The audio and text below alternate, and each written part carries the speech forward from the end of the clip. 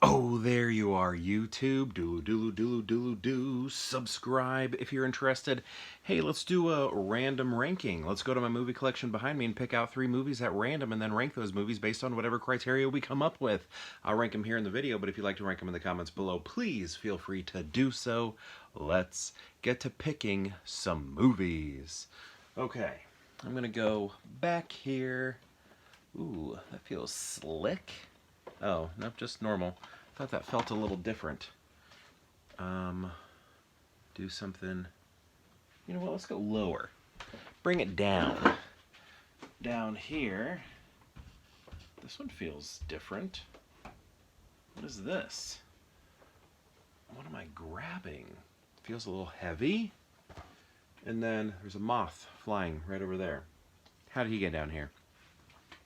And then let's pick whatever this is. Oh, okay, don't knock over anything. Whoosh. Got it. All right.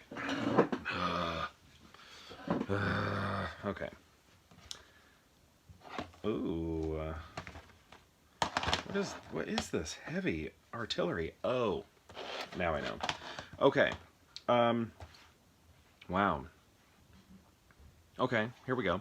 Starting off with Legends of the Fall. I think this movie's score is so overpowering. It's just incredibly dominant over the rest of the movie that it is distracting, and like not in a good way. Because can that even happen in a good way? I guess I don't know. There's a scene in Interstellar when they're like going through the black hole where I feel like the score is overwhelming, but I think it is overwhelming in a good way. That's not the case here. It's like over melodramatic. It just doesn't fit.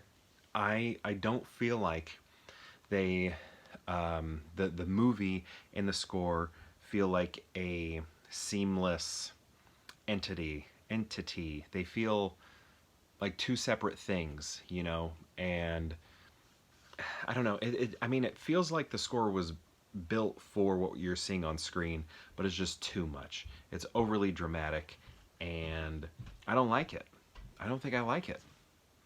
And that is so much the case that it kind of ruins the entire film for me. So Legends of the Fall, not a movie for me. Not a fan of that one. Next, we have Punch Drunk Love. This was that super heavy one that I was just talking about there. Look at that. Art. So yeah, I have only seen this maybe 2 or 3 times, more than once. Yeah, I feel like 2 or 3 times. Mostly when I bought it. Looks like, well, this says $6, but I probably paid a nickel for it, or a quarter.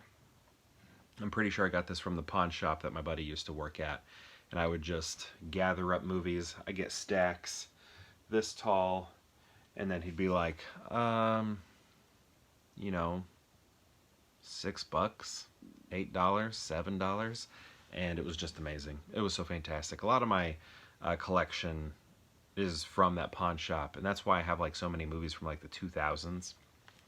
Because I'm frugal. It's tough for me to buy stuff, you know, so I'm always looking for secondhand stuff and deals and stuff like that. I'm just a cheap person, pretty cheap. Sometimes I wish I was a millionaire just to see how cheap I could be. Like, could I live off of that forever? Like $1 single $1 million. Could I stretch that out? I think I could. I'd probably have to learn how to invest it well. But anyway, Punch Drunk Love, we're off topic here. We got Adam Sandler doing stuff we never really had seen him do before at this point. And that was really cool.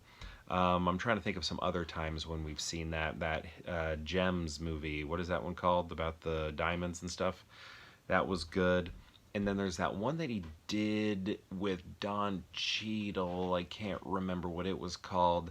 Wasn't that into that movie, but this one was strong. I just don't think I love it as much as everybody else does, but at the same time, I need to give it a rewatch because I probably haven't seen this in over 10 years. So maybe I would feel different about it today, now that my mind is more mature and I'm not looking for him to just be like, who's you,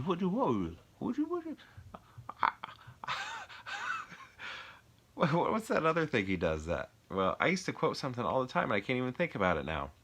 It's like when he's like, I, the shampoo conditioner. I can't think of the voice. Silky and smooth. I don't know. I can't do it right. But anyway, I am conditioner. What does he do? Regardless, I like it, but I feel like everybody else loves it a lot more than I do. Next, we have The Wolfman. And this is the one with Benicio del Toro, who I feel like we all believe was perfectly cast. But is that the case? Should you get somebody who already has wolf-like characteristics to play a wolf? Should it be more contrasting, you know? Because when you hear Benicio del Toro, it's like, yeah, that makes sense. I get that. So maybe it shouldn't be that way. Maybe it should be a little different. You know, this is cool. We got Anthony Hopkins here, and Anthony Hopkins plays Van Helsing in Dracula. He's in Dracula and The Wolfman. But I think I only watched this movie one time, and I think I saw this in the theater, actually. So I saw it twice, because I know I watched it on TV also. I'm pretty sure I saw this in the theater. I think when I was in grad school. I think I went alone to a dollar theater that we had. It's all coming back to me now. Celine Dion. But yeah, I think I've seen this 2 times. But I haven't watched this copy. Still sealed. And, you know, the special effects were cool, but what do we want? What do we want? Practical American Werewolf in London, or do we want the CGI stuff, which looks cool, but still CGI? It just doesn't have any tangible quality to it. You know what a wolf transformation I do like is in, well, the movie Van Helsing. The way they just like, their skin sort of like melts away and when they turn back into humans and stuff. It's all, that's pretty good. Is that movie? I'm pretty sure. I really like that transformation sequence there. I don't think I always like it and this is practical, but the Underworld movies, I just don't think I really like the design of the werewolves in those movies, at least the early ones. But how are we going to rank these? I'm going to go Punch Drunk Love, number 1 here. PTA, Paul Thomas Anderson. While my love for it is not as strong as others, perhaps it could be upon a rewatch with a more adult brain. So I do want to give that one another watch. Then I'm going to go The Wolfman because it is a horror movie. And then I'm going to go Legends of the Fall because I don't like it. I don't like it. And I like everything. So that is where we are at. My question to you is, have you seen these movies? And if so, what do you think of them? And if you've seen all 3, how would you rank them? I'd love to know. Let me know in the comments below. And perhaps we'll see you tomorrow for more Pure Hangout.